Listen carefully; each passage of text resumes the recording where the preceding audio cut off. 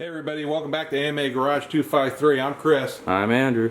So today what we're going to be doing, we're working on Andrew's 93 Honda Civic, and the air intake line he just had welded up. It's stainless, and so we had the welds with the coloration, the good oxidization from the TIG welding, but Andrew wanted some more color in the middle here and on the ends.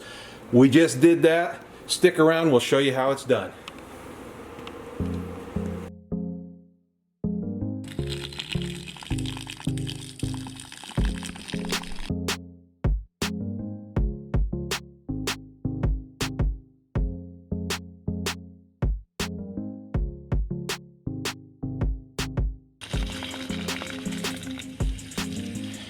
Alright you guys, so what we did is we acetone this here. This is stainless that's been TIGged, and we acetoned it, and then we came out and washed it with soap and water to get any residue left from the acetone. Andrew was holding it with clean gloves, but he just washed his gloves. So that what I'm going to do now, because I have soap on my hands, is I'm going to wash the soap off my hands in this, and then I'm going to hand it to Andrew because he's got clean hands again. So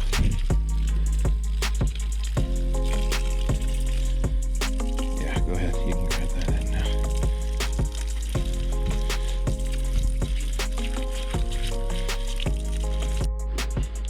All right everybody, so I've got these, Andrew and I have these lint-free medical wipes. So they're Kimtech Kim wipes, and so if you're doing any kind of paint work or delicate work that needs to be clean with no lint or anything, these things are lint free, so which is really nice. Get the excess water off of this, and then anything that's left on the surface, there's going to be moisture and everything, and it's going to get burned out from the torch. Minimize any water residue if there's any mineralization.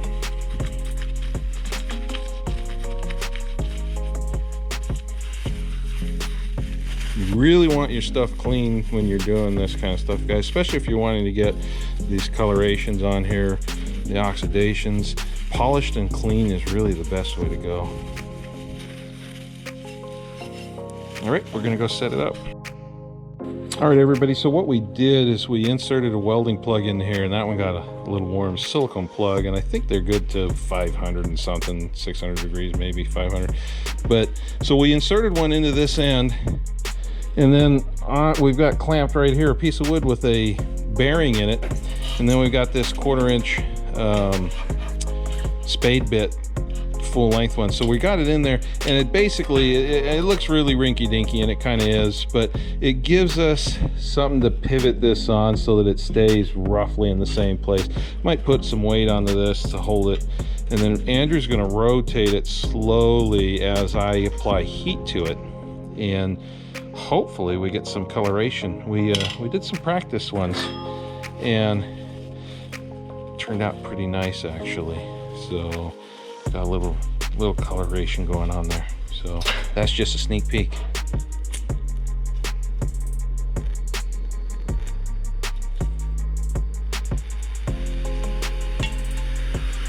All right, we're running propane right here.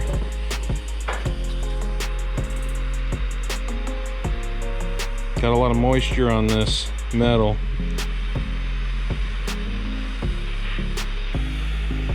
So everybody, I'm going to keep the flame moving generally. Every once in a while I may stop in the center, but I'm going to try to keep it moving, and we're going to periodically check the temp. And I know that it's not reading 100% accurate temperature, but we started getting color earlier when we hit 340 degrees on the thermometer. Now I know that you want to be in the 540, 570 degree range for violet and blue, and so I'm not sure if this thermometer is that far off, or if actually we're hitting that temp at the heat of the or the tip of the torch, and the thermometer's just not reading it.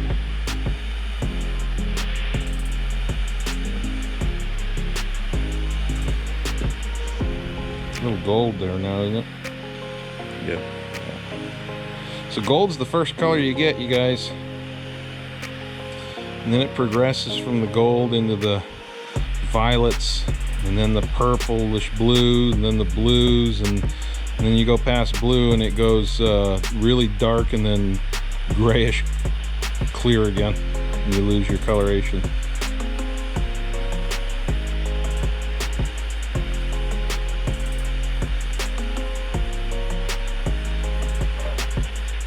So we're at that 340, 350 range right now, so we're gonna start getting some better color. You can see it's getting dark, you guys. We're right at violet now.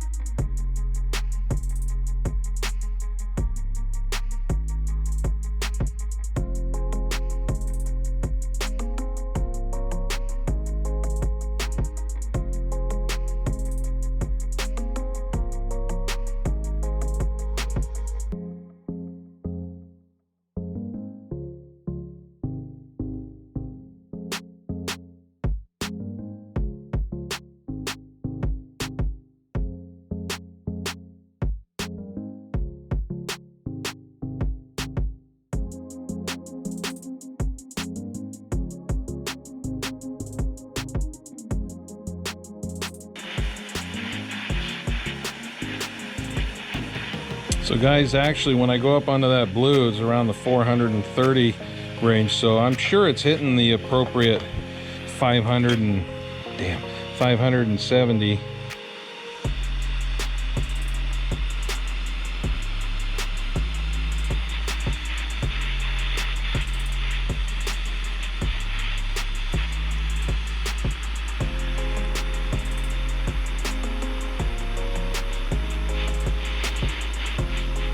So you gotta pull the torch away, because when the flame is on it, it doesn't give you an accurate representation of what the color is.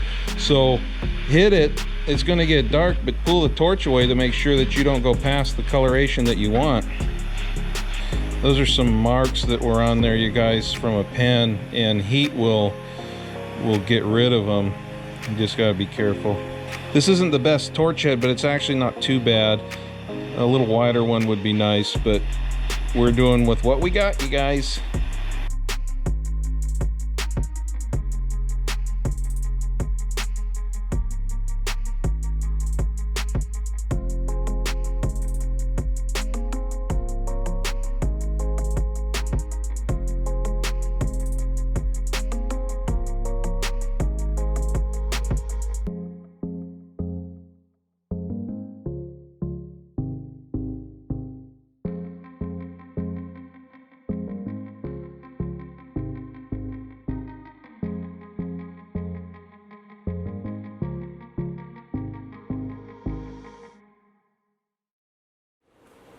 All right, everybody, so you got to see what we did using that propane torch. Yeah, it turned out really well. A lot of people do it more aesthetically for titanium. We didn't do a titanium intake piping in this time, but I do have some titanium pieces that we basically been practice kind of taking and getting it dialed in. That's why I had to outsource it. But the color on the stainless that we were able to achieve with this process is absolutely beautiful. Yeah, and you saw us do it. Remember, what we did was we cleaned it really good with acetone.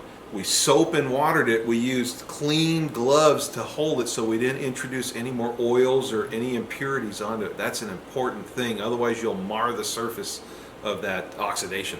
Yep. So. And then the other thing was some of the lines from the Sharpie. I don't know if you saw them as far as when we were coloring. They were kind of oxidized into the metal after it welds. Basically, we got welded. Yeah. So what we did is take some really fine, was it 2000 grit? 2000 grit. Sandpaper, and just kind of went with the groove of the metal itself, and was able to kind of get it clean enough to basically go over the top of it with a little bit more flame. A little more heat. So yeah, we went with the flow lines on the metal, and it pretty much camouflaged it. Yeah. So there you go. And then can't wait to get everything back together on it. So Andrew's pretty happy. He's going to do some show competitions. yep. So I'll take it out for a couple shows and see how it places. So we'll see. anyways, we appreciate you watching. Normally this is where I'd tell you to go outside, but this is the wrong channel for that. Get in the garage and start wrenching. There you go. Start wrenching. All right. Take care. Yeah, I think